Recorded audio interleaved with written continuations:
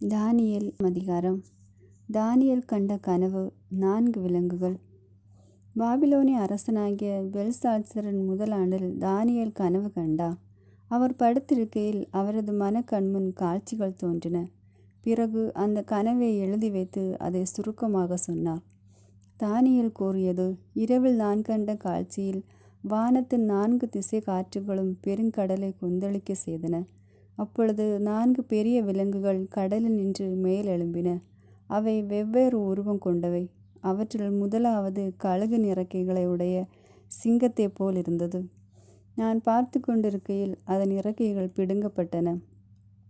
அது தரையில் நின்று தூக்கப்பட்டு மனிதனைப் போல் 2 கால்களில் நின்றது. அதற்கு மனித இதயமும் கொடுக்கப்பட்டது. அடுத்த வேறொரு 2ஆம் விலங்கை கண்டேன். கரடியை போன்ற அந்த விலங்கு பின்னங்கால்களை ஊன்றி எழுந்து நின்றது. தன் 3 விலா எலும்புகளை தன் வாயின் பற்களுக்கு இடையில் கவ்விக்கொண்டிருந்தது.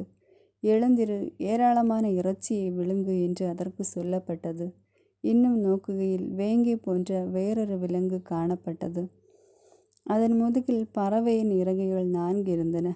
அந்த விலங்குக்கு 4 தலைகள் இருந்தன. அதற்கும் ஆளும் உரிமை கொடுக்கப்பட்டது. இவற்றுக்கு பிறகு இரவின் காட்சியில் கண்ட 4ஆம் விலங்கு அஞ்சி நடுங்க வைக்கும் தோற்றமும் மிகுந்த வலிமையும் கொண்டதாயிருந்தது. அதற்கு பெரிய இரும்பு பற்கள் இருந்தன. அது தூள் தூளாக நொறுக்கி விழுங்கியது. எஞ்சியதை கால்களால் மிதித்து போட்டது. இதற்கு முன் நான் கண்ட விலங்குகளுக்கு இது மாறுபட்டது. இதற்கு 10 கொம்புகள் இருந்தன. அந்த கொம்புகள் நான் கவனித்து பார்க்கையில் அவற்றின் நடுவில் வேறொரு சிறிய கொம்பு முளைத்தது. அதற்கு இடமளிக்கும் வகையில் முன்னைய கொம்புகள் 3 வேரோடு பிடுங்கப்பட்டன. அந்த கொம்பில் மனித கண்களைப் போல கண்களும் பெருமை பேசும் வாயும் இருந்தன. நான் பார்த்து கொண்டிருக்கையில் அரியணைகள் அமைக்கப்பட்டன. தொன்மை வாய்ந்தவர் அங்கு அமர்ந்தார். அவருடைய ஆடை வெண்பனி போலவும் அவருடைய தலைமுடி தூய பஞ்சு போலவும் இருந்தன. அவருடைய அரியணை தீக்கொழுந்துகளாயும் அதன் சக்கரங்கள் எரிநெருப்பாயும் இருந்தன. அவன் முன்னிலையிலிருந்து நெருப்பிலான ஓடை தோன்றி பாய்ந்தோடி வந்தது. 10,000 பேர் அவருக்கு பணிபுரிந்தார்கள். பல கோடி பேர் அவர் முன் நின்றார்கள். நீதிமன்றம் தீர்ப்பு வழங்க அமர்ந்தது. நூல்கள் திறந்து வைக்கப்பட்டன. அந்த கொம்பு பேசின பெருமை மிக்க சொற்களை முன்னிட்டு நான் அதை கவனித்து பார்த்தேன். அப்படி பார்க்கையில் அந்த விலங்கு கொல்லப்பட்டது. அதன் உடல் சிதைக்கப்பட்டு நெருப்பிற்கு இரையாக்கப்பட்டது. மற்ற விலங்குகளிடமிருந்து அவற்றின் ஆட்சி உரிமை பறிக்கப்பட்டது. ஆயினும் அவற்றின் வாழ்நாள் குறிப்பிட்ட காலம் நேரம் வரை நீட்டிக்கப்பட்டது. இரவில் நான் கண்ட காட்சியாவது: வானத்தின் மேகங்களின் மீது மானிட மகனைப் போன்ற ஒருவர் தோன்றினார். இதோ, தொன்மை வாய்ந்தவர் அருகில் அவர் வந்தார். அவர் திருமுன் கொண்டு வரப்பட்டார். ஆட்சி உரிமையும் மாட்சியும் அரசும் அவருக்கு கொடுக்கப்பட்டன. எல்லா இனத்தாரும் நாட்டினரும் மொழியினரும் அவரை வழிபட வேண்டும். அவரது ஆட்சி உரிமை என்றுமுள்ளதாகும். அதற்கு முடிவே இராது. அவரது அரசு அழிந்து போகாது. தானியேல் ஆகிய நான் உள்ளம் கலங்கினேன். மனக்கண்முன் தோன்றிய காட்சிகள் என்னை அச்சுறுத்தின. அங்கு நின்று கொண்டிருந்தவர்களுள் ஒருவரை அணுகி, இவற்றுக்கெல்லாம் பொருள் என்ன என்று கேட்டேன். அவன் அவற்றின் உட்பொருளை எல்லாம் எனக்கு விளக்கி கூறினார். இந்த 4 விலங்குகளும் உலகில் எழும்ப போகும் 4 அரசர்களை குறிக்கின்றன. ஆனால் உன்னதரின் புனிதர்கள் அரசுரிமை பெறுவர். அந்த அரசுரிமையை என்றும் ஊழூழி காலமும் கொண்டிருப்பர். அதன் பின்னர் மற்ற விலங்குகளினின்று மாறுபட்டு மிகவும் அஞ்சி நடுங்க வைக்கும் தோற்றத்துடன் இரும்பு பற்களும் வெண்கல நகங்களும் கொண்டு அனைத்தையும் தூள் தூளாக நொறுக்கி விழுங்கி எஞ்சியதை கால்களால் மிதித்து போட்ட அந்த 4ஆம் விலங்கை பற்றி அறிந்து கொள்ள விரும்பினேன். அதன் தலையில் இருந்த 10 கொம்புகளை பற்றியும் 3 கொம்புகள் தன் முன்னிலையில் விழுந்து போக அங்கே முளைத்த கண்களும் பெருமையாக பேசும் வாயும் கொண்டிருந்தது. ஏனையவற்றை விட பெரிதாக தோன்றிய அந்த கொம்பை பற்றியும் தெரிந்து கொள்ள விரும்பினேன். நான் பார்த்து கொண்டிருக்கையில் அந்த கொம்பு புனிதர்களுக்கு எதிராக போர் புரிந்து அவர்களை வென்றது. தொன்மை வாய்ந்தவர் வந்து உன்னதரின் புனிதர்களுக்கு நீதி வழங்கும் வரையிலும் உரிய காலத்தில் புனிதர்கள் அரசுரிமை பெறும் வரையில் இவ்வாறு நடந்தது. அவர் தொடர்ந்து பேசினார். அந்த 4ஆம் விலங்கோ உலகில் தோன்றப்போகும் 4ஆம் அரசை குறிக்கின்றது. இது மற்றெல்லா அரசுகளையும் விட வேறுபட்டதாகும். உலகம் முழுவதையும் அது மிதித்து தூள் தூளாக நொறுக்கி விழுங்கிவிடும். அந்த 10 கொம்புகளோ இந்த அரசு நின்று தோன்றவிருக்கும் 10 மன்னர்களை குறிக்கின்றன. அவர்களுக்கு பிறகு மற்றொருவன் எழும்புவான். முந்தினவர்களை விட வேறுபட்டிருப்பான். 3 அரசர்களை முறியடிப்பான். அவன் உன்னதற்கு எதிரான சொற்களை பேசுவான். உன்னதரின் புனிதர்களை துன்புறுத்துவான். வழிபாட்டு காலங்களையும் திருச்சட்டத்தையும் மாற்ற நினைப்பான். 3.5 ஆண்டுகள் புனிதர்கள் அவனது கையில் ஒப்புவிக்கப்படுவர். ஆனால் நீதிமன்றம் தீர்ப்பு வழங்க அமரும் அவனது ஆட்சி அவனிடமிருந்து பறிக்கப்பட்டு எரியுண்டு ஒன்றுமில்லாது அழிக்கப்படும். ஆட்சியும் அரசுரிமையும் வானத்தின் கீழுள்ள உலக அனைத்திலுள்ள அரசுகளின் மேன்மையும் உன்னதரின் புனித மக்களுக்கு தரப்படும். அவர்களது அரசு என்றென்றும் நிலைக்கும் அரசு. எல்லா அரசுகளும் அவர்களுக்கு பணிந்து கீழ்ப்படியும். இத்தோடு விளக்க முடிகிறது. தானியேலாகிய நான் என் நினைவுகளின் பொருட்டு மிகவும் கலங்கினேன். என் முகம் விளறியது. ஆயினும் இவற்றை என் மனதிற்கு வைத்து கொண்டேன். 8ஆம் அதிகாரம். தானியேல் கண்ட காட்சி செம்மறியும் வெள்ளாடும். முன்பு தோன்றிய காட்சிக்கு பிறகு பெல்சாத்சரின் 3ஆம் ஆட்சி ஆண்டில் தானியேல் என்று நான் வேறொரு காட்சி கண்டேன். அந்த காட்சியில் நான் கண்டது பின்வருமாறு. 7ஆம் மாநிலத்தின் தலைநகரான சூசான் நகரில் நான் இருந்தேன். அந்த காட்சியில் நான் ஊலாய் ஆற்றின் அருகே நின்று கொண்டிருந்தேன். நான் கண்களை உயர்த்தி பார்த்த பொழுது ஓர் செம்மறி கிடாய் அந்த ஆற்றங்கரையில் நிற்க கண்டேன். அதற்கு 2 கொம்புகள் இருந்தன. 2 நீளமான கொம்புகள். ஒன்று மற்றதை விட நீளமானது. நீளமானது 2ஆவதாக முளைத்தது. அந்த செம்மறி கிடாய் தன் கொம்புகளால் மேற்கு நோக்கியும் வடக்கு நோக்கியும் தெற்கு நோக்கியும் பாய்ந்து முட்டுவதை கண்டேன். அதன் எதிரே நிற்க எந்த விலங்காலும் இயலவில்லை. அதன் வலிமையிலிருந்து விடுவிக்க வல்லவர் யாரும் இல்லை. அது தன் விருப்பப்படியே நடந்து தற்பெருமை கொண்டு திரிந்தது. நான் இதை உற்று நோக்கி கொண்டிருக்கையில் மேற்கிலிருந்து வெள்ளாட்டு கிடாய் ஒன்று புறப்பட்டு வந்து நில உலகின் எம்மருங்கிலும் சுற்றியது.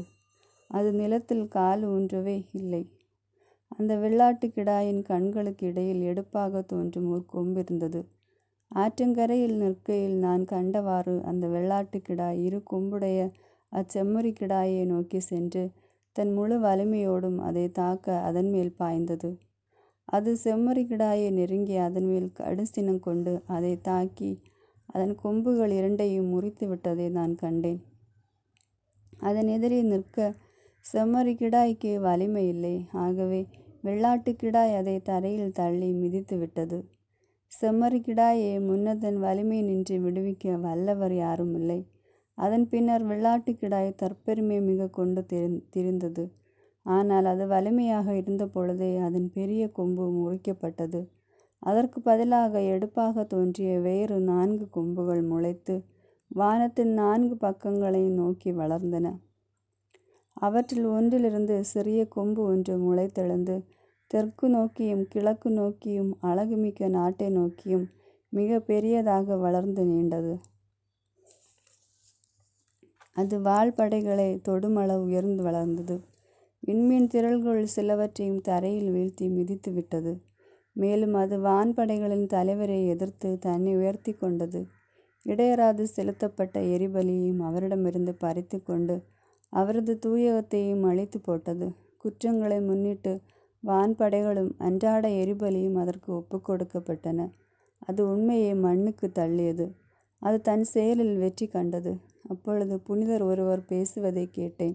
வேறொரு புனிதர் முன்பு பேசியவரிடம் இடையராது செலுத்தப்பட்ட எரிபலியையும் நடுங்க வைக்கும் குற்றத்தையும் தூயகமும் வான்படைகளும் மிதிப்படுவதற்கு கையளிக்கப்படுவதையும் பற்றிய இந்த காட்சி இன்னும் எத்தனை நாள் நீடிக்கும் என்று கேட்டார். அதற்கு அவர் 2300 மாலையும் காலையும் இது நீடிக்கும். பின்னரே தூயகம் அதற்குரிய நிலைக்கு திரும்பும் என்றார். தானியேலாகிய நான் இக்காட்சியை கண்டபின் அதன் உட்பொருளை அறிய தேடினேன். அப்பொழுது மனித தோற்றம் கொண்ட ஒருவர் எனக்கு முன்பாக வந்து நின்றார். ஊலாய் ஆற்று நடுவிலிருந்து ஒரு மனித குரலில், அது கப்ரியேல், இந்த காட்சி இவருக்கு விளங்குமாறு செய் என்று கூப்பிட்டு சொன்னது. அவ்வாறே அவர் நான் நின்ற இடத்திற்கு வந்தார். அவர் வருவதை பார்த்து நான் திடுக்கிட்டு முகங்குப்புற விழுந்தேன். அவர் என்னை நோக்கி, மானிடா, இந்த காட்சி இறுதி காலத்தை பற்றியது என தெரிந்து கொள் என்றார். அவர் என்னுடன் பேசி கொண்டிருக்கையில் நான் தரையில் முகங்குப்புற விழுந்து மயக்கத்தில் ஆழ்ந்து கிடந்தேன். அவர் என்னை தொட்டு எழுப்பி என்னை காலுமின்றி நிற்க செய்தார். பெரும் சினத்தின் முடிவு நாளில் நிகழப்போவதை உனக்கு தெரிவிப்பேன். ஏனெனில் அது குறிக்கப்பட்ட இறுதி காலத்தை பற்றியது. இரு கொம்பு உடையதாக நீ கண்ட செம்மறிக்கிடாய் மேதியர் பாரசீகர் அரசர்களை குறிக்கிறது. வெள்ளாட்டுக்கிடாய் கிரேக்க நாட்டின் அரசனை குறிக்கிறது.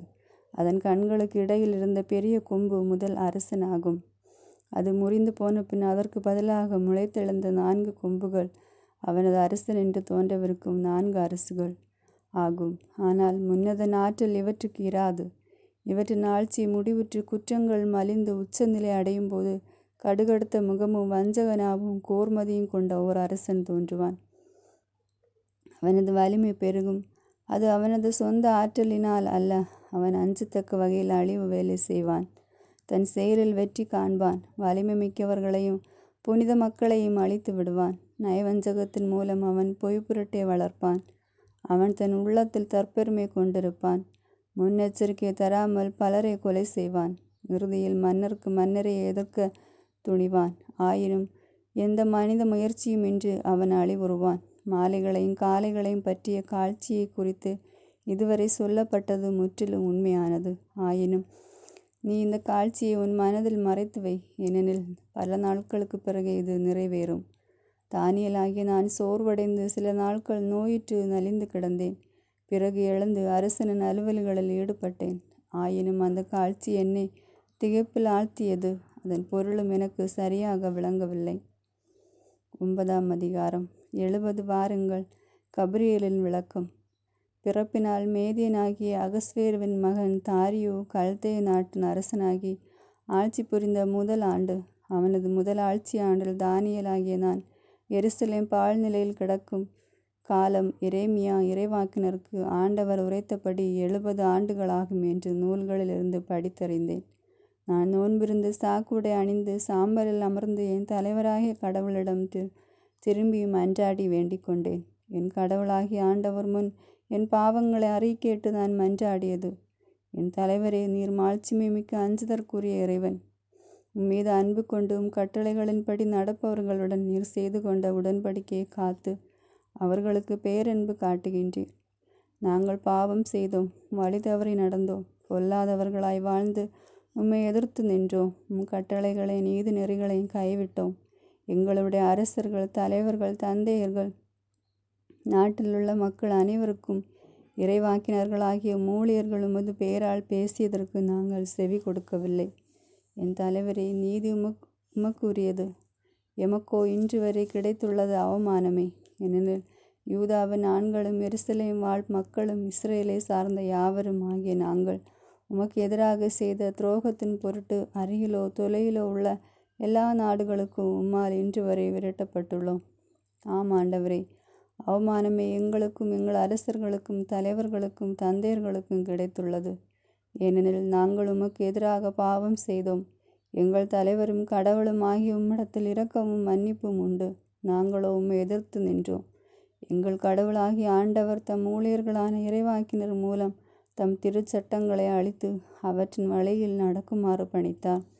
நாங்களோ அவரது குரலொலியை ஏற்கவில்லை. இஸ்ரேலர் யாவரும் உமது திருச்சட்டத்தை மீறி குரலுக்கு பணிய மறுத்து விலகி சென்றனர். கடவுளின் ஊழியரான மோசேயின் திருச்சட்டத்தில் எழுதப்பட்டபடி சாபமும் கேடும் எங்கள் தலைமையிலே கொட்டப்பட்டன. ஏனெனில் நாங்கள் அவருக்கு எதிராக பாவம் செய்தோம். எங்களுக்கும் எங்களை ஆண்டு வந்த எங்கள் அரசர்களுக்கு எதிராக அவர் கூறியதை எங்கள் மீது அவர் சுமத்தியுள்ள பெரும் துன்பத்தின் வழியாய் உறுதிப்படுத்தியுள்ளார். ஏனெனில் எருசலேமுக்கு எதிராக நிகழ்ந்தது போல் உலகில் வேறெங்கும் நடக்கவே இல்லை. மோசேயின் திருச்சட்டத்தில் எழுதியுள்ளவாறு இத்துணை துன்பமும் எங்கள் மேல் வந்துள்ளது. ஆயினும் நாங்கள் எங்கள் கொடிய செயல்களை விட்டொழித்து உமது உண்மை வழியை ஏற்று ஆண்டவரும் என் கடவுளுமான உமக்கு வந்தவர்களாய் நடக்க முயலவில்லை. ஆகையால் ஆண்டவர் எங்களுக்கு உரிய தண்டனையை தயாராக வைத்திருந்து எங்கள் மீது சுமத்தினார்.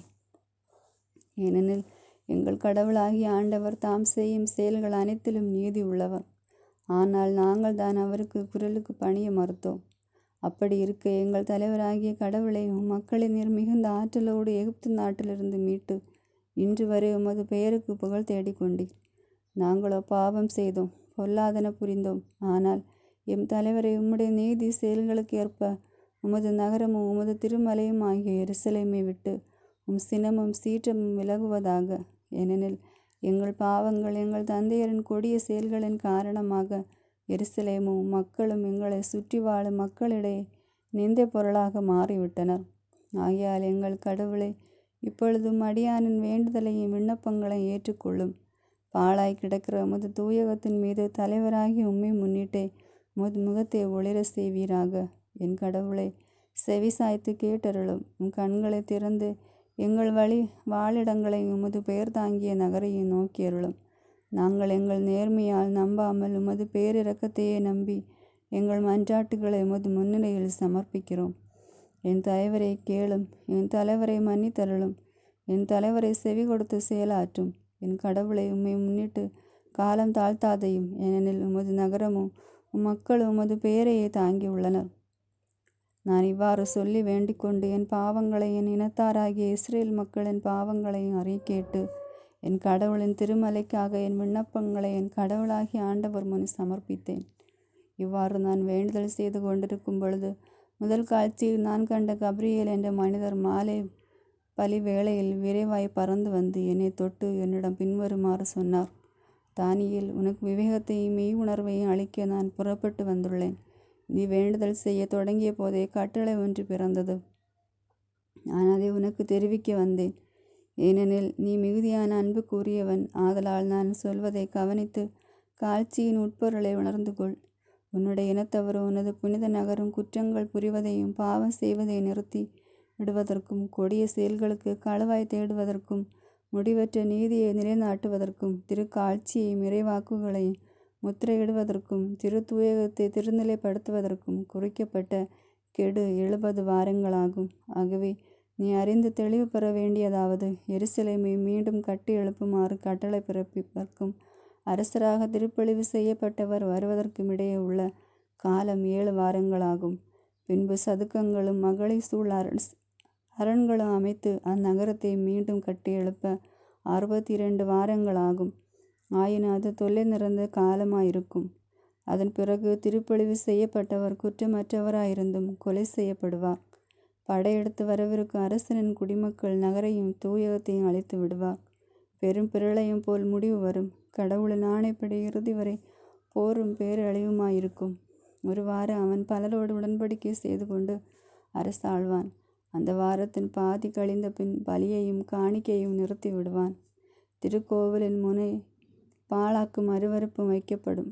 அதை அங்கு வைத்து பாழ்படுத்தியவர் கடவுளின் ஆணைப்படி இறுதியில் அழிவுறுவான். 10ஆம் அதிகாரம். மாபெரும் காட்சி. பாரசீக அரசராகிய சைரஸின் 3ஆம் ஆட்சி ஆண்டில் பெல்சாசார் என்ற பெயர் படப்பட்டிருந்த தானியேலுக்கு ஒரு வாக்கு வெளிப்படுத்தப்பட்டது. அது உண்மையான வாக்கு. அது ஒரு பெரும் தொல்லையை பற்றியது. அதை புரிந்து கொள்ள அவர் முயற்சி செய்தார். அதை பற்றிய தெளிவு காட்சி வாயிலாக கிடைத்தது. அந்நாளில் தானியேலாகிய நான் 3 வாரங்களாக அழுது கொண்டிருந்தேன். அந்த 3 வாரம் முழுவதும் நான் சுவையான உணவு அருந்தவில்லை. இறைச்சியோ திராட்சரசமோ என் வாயில் படவில்லை. என் தலையில் எண்ணெய் கூட தடவி கொள்ளவில்லை. முதல் மாதத்தின் 24ஆம் நாளன்று நான் திக்ரீசி என்னும் பெரிய ஆற்றின் கரையில் நின்று கொண்டிருந்தேன். என் கண்களை உயர்த்தி பார்க்கையில் மெல்லிய பட்டாடை உடுத்தி கொண்டு தம் இடையில் ஊபாசு நாட்டு தங்க அச்சை கட்டியிருந்த ஒருவரை கண்டேன். அவரது உடலில் பழுங்கு போல் இருந்தது. அவர் முகம் ஒளிவிடும் மின்னலை போலிருந்தது. அவருடைய கண்கள் பொறிபறக்கும் தீப்பந்தங்கள் போலும், கைகளும் கால்களும் மினுமினுக்கும் வெண்கலம் போலும், அவரது பேச்சொலி மக்கள் கூட்டத்தின் ஆரவாரம் போலும் இருந்தன. தானியேலாகிய நான் மட்டுமே இந்த காட்சியை கண்டேன். என்னுடன் இருந்தவர்கள் அதை பார்க்கவில்லை. ஆனால் அவர்கள் மிகுந்த நடுக்கமுற்று ஒளிந்து கொள்ள ஓடிவிட்டார்கள். தனித்து விடப்பட்ட நான் மட்டும் இப்பெருங்காட்சியை கண்டேன். நான் வலுவிழந்து போனேன். என் முகத்தோற்றம் சாவுக்கு உள்ளவரை போல் இருந்தது. விளறியது. என்னிடம் ஆற்றலை இல்லை, போயிற்று. அப்போது அவரது பேச்சொலி என் காதில் விழுந்தது. அதை கேட்டதும் தரையில் முகங்குப்புற விழுந்து மயக்கத்தில் ஆழ்ந்து கிடந்தேன்.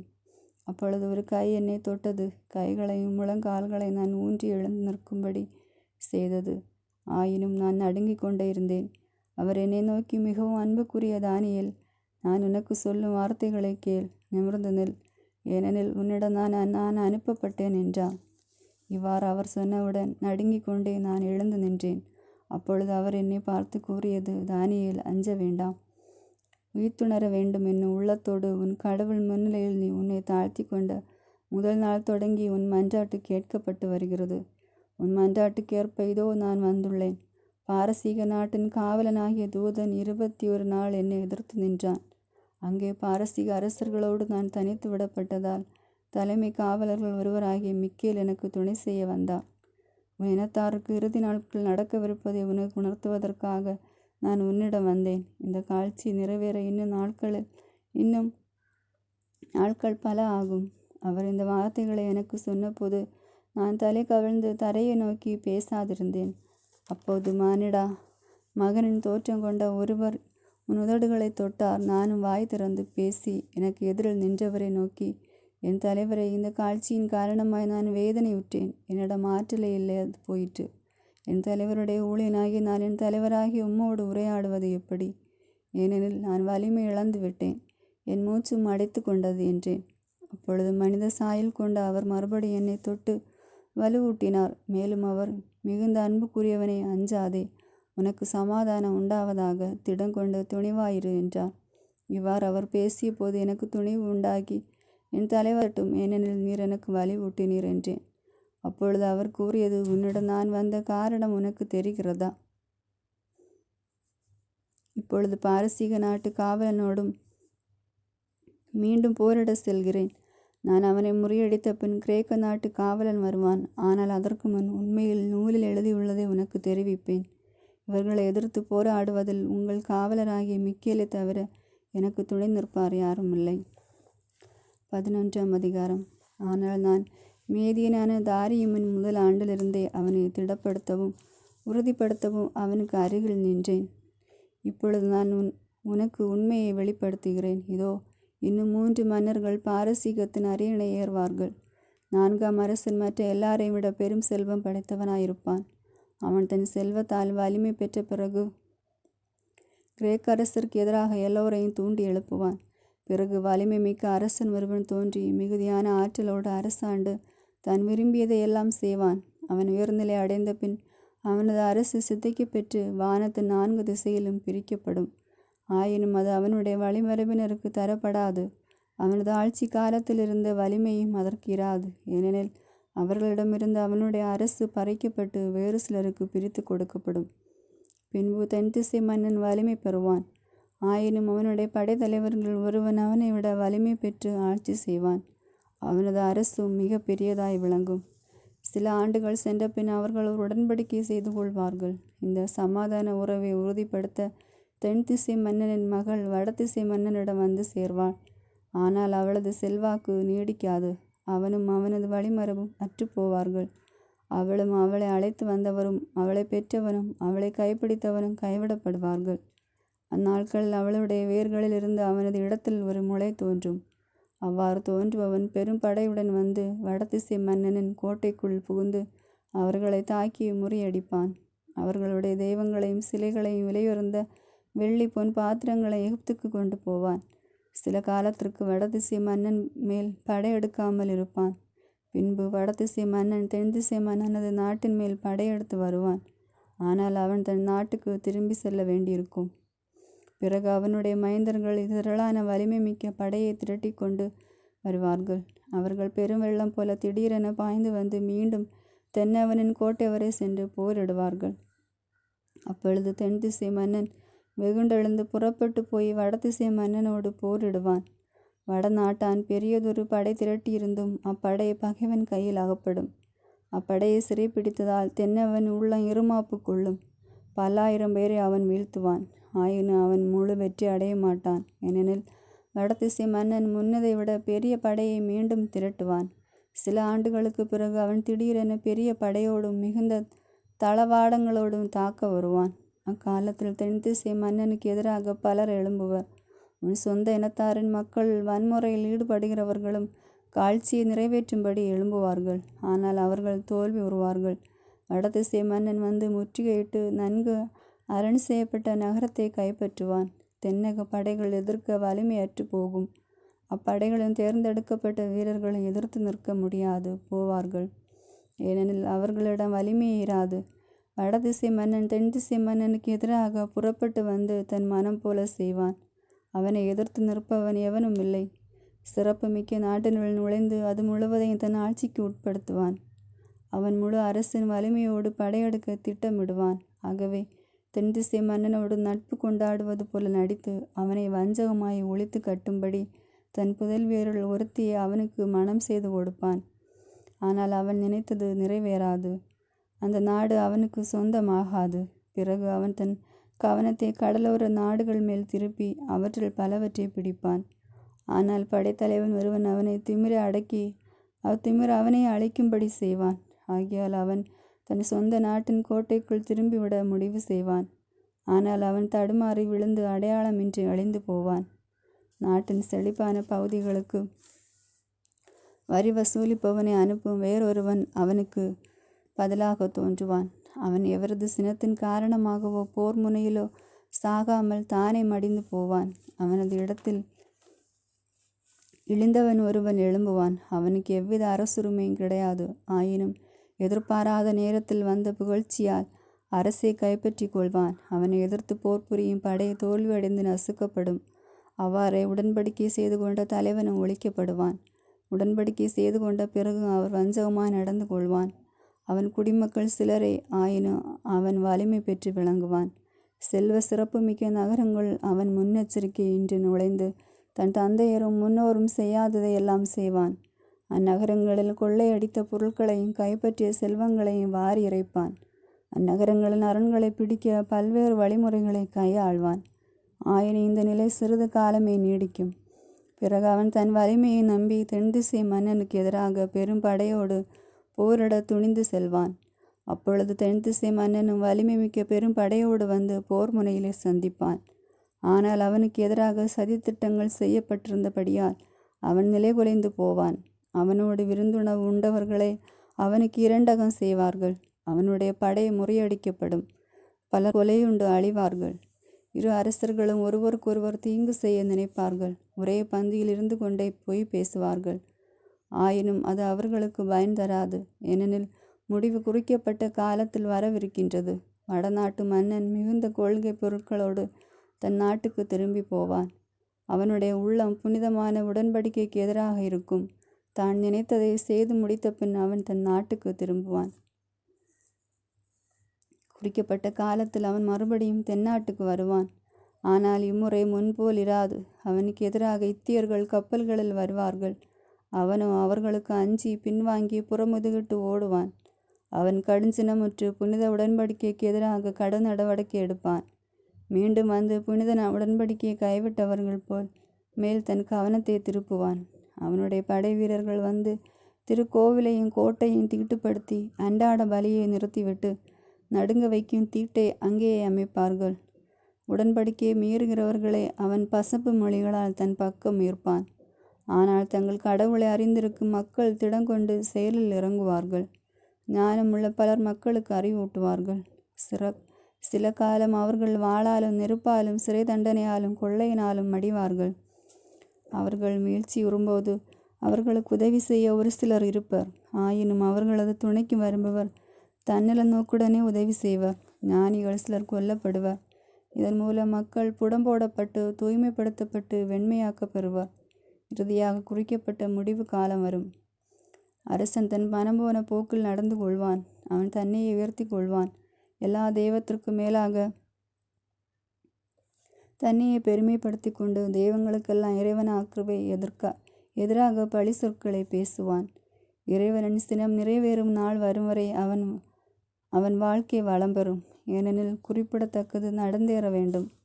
அவன் தன் தந்தையர் வழிபட்ட தெய்வங்களை வேறெந்த தெய்வத்தையோ பொருட்படுத்தாமல் அவற்றுக்கெல்லாம் மேலாக தன்னையை உயர்த்தி கொள்வான். அவற்றுக்கு பதிலாக அரண்களின் தெய்வத்தை மட்டும் வணங்குவான்.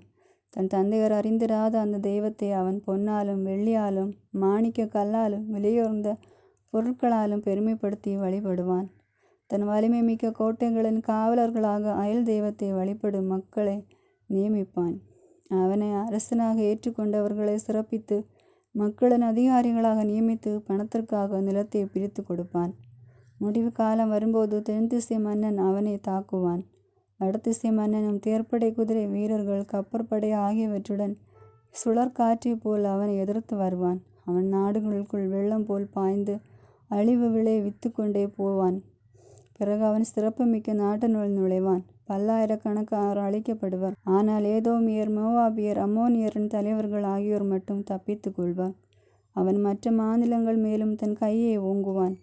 அவன் கைக்கு எகிப்து நாடும் தப்பாது. அங்குள்ள பொன், வெள்ளி முதலிய செல்வங்களையும் விலையுறந்த எல்லா பொருட்களையும் கைப்பற்றி கொள்வான். லிபியரும் எத்தியோப்பியரும் அவன் பின்னே செல்வார்கள். ஆனால் கிழக்கிலும் வடக்கிலும் இருந்து வரும் செய்திகள் அவனை கலங்க செய்யும். பலரை கொன்றழிப்பதற்கு அவன் பெரும் சீற்றத்துடன் புறப்பட்டு செல்வான். பிறகு கடலுக்கும் மாட்சிமிக்கும் திருமலைக்கும் இடையே தன் அரச கூடாரங்களை அமைப்பான். ஆயினும் உதவி செய்வார் யாரும் என்று அவன் தன் முடிவை காண்பான். 12ஆம் அதிகாரம். முடிவின் காலம். காலத்தில் உன் இனத்தார்க்கு தலைமை காவலரான மிக்கேல் எழும்புவார். மக்களினம் தோன்றியது முதல் அக்காலம் வரை இருந்திராத துன்ப காலம் வரும். அக்காலத்தில் உன் இனத்தார் விடுவிக்கப்படுவர். நூலில் யார் யார் பெயர் எழுதப்பட்டுள்ளதோ அவர்கள் அனைவரும் மீட்கப்படுவார்கள். இறந்து போய் மண் புழுதியில் உறங்குகிற அனைவர்களும் பலர் விழித்தெழுவர்.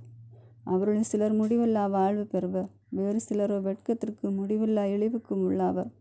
ஞானிகள் வானத்தின் பேரொளியைப் போலவும் பலரின் நல்வழிக்கு குணர்ந்தவர் விண்மீன்களைப் போலவும் என்றென்று முடிவில்லா காலத்திற்கு ஒளி வீச திகழ்வர். தானியேல், நீ குறித்த முடிவு காலம் வரும் வரை இந்த வார்த்தைகளை மூடி வைத்து இந்த நூலை முத்திரையிட்டு வை. உலகில் நிகழ்வதை பலர் தெரிந்து கொள்ள வீணிலே முயற்சி செய்வர். அப்பொழுது ஆற்றுக்கு இக்கரையில் ஒருவரும் அக்கரையில் ஒருவருமாக இருவர் நிற்பதை தானியேலாகிய நான் கண்டேன். அப்பொழுது மெல்லிய பட்டாடை உடுத்தி ஆற்று நீரின் மேல் நின்று கொண்டிருந்த மனிதரை நோக்கி, இந்த விந்தைகள் எப்போது முடிவுக்கு வரும் என்று கேட்டேன். அப்பொழுது மெல்லிய பட்டாடை உடுத்தி ஆற்று நீரின் மேல் நின்று கொண்டிருந்த அந்த மனிதர் தம் இரு கைகளையும் வானத்தை நோக்கி உயர்த்து, இன்னும் 3.5 ஆண்டுகள் கடந்த பின் புனித மக்களின் ஆற்றலை சிதறடிப்பது முடிவுறும் வேளையில் இவை யாவும் நிறைவேறும் என்று வாழ்பவன் பெயரால் ஆணையிட்டு கூறியதை கேட்டேன். நான் அதை கேட்டும் அதன் பொருளை அறிந்து கொள்ளவில்லை. அப்பொழுது அவரை நோக்கி, என் தலைவரை, இவற்றுக்கு பிறகு என்ன நடக்கும் என்று கேட்டேன். அதற்கு அவர், தானியேல், நீ போகலாம். குறிக்கப்பட்ட நாள் வரையில் இந்த சொற்கள் மறைக்கப்பட்டு முத்திரையிடப்பட்டிருக்கும். பலர் தம்மை தூய்மைப்படுத்தி கொள்வர், புடம் போடப்படுவர், தம்மை வெண்மையாக்கி கொள்வர். பொல்லாதவர் தீய வழியில் நடப்பர். அவர்கள் அதை உணரவும் மாட்டார்கள். ஆனால் ஞானிகள் உணர்ந்து கொள்வார்கள். அன்றாட பலி நிறுத்தப்பட்டு நடுங்க வைக்கும் தீட்டு அமைக்கப்படும் காலம் வரை 1290 நாள் செல்லும். 1335 நாள் வரை காத்திருப்பவரை பேறு பெற்றவர். நீயோ தொடர்ந்து வாழ்வை முடி. நீ இறந்து அமைதி பெறுவாய். முடிவு காலம் வந்தவுடன் உனக்குரிய பங்கை பெற்றுக்கொள்ள நீ எழுந்து வருவாய் என்றார். ஆமென். God bless you.